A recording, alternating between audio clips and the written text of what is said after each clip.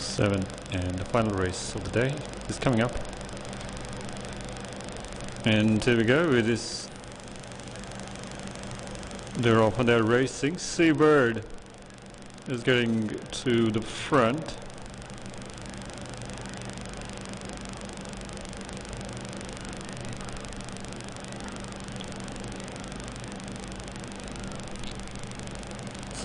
Seabird is still leading. Samly Sloaney and one of those are exerting some pressure.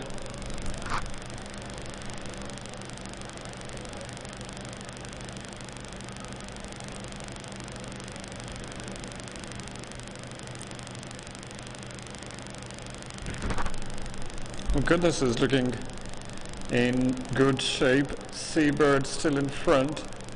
Oh goodness, looks at the second position. So these are two top runners, Seabird and Mukaddas. And that is great game. Samly Sloaney is there as well. And that might be... So Seabird is still going along very nicely. Now has created real distance. Easy win for Seabird. It's a good game. Perhaps the second position, but no doubt about the win of Seabird.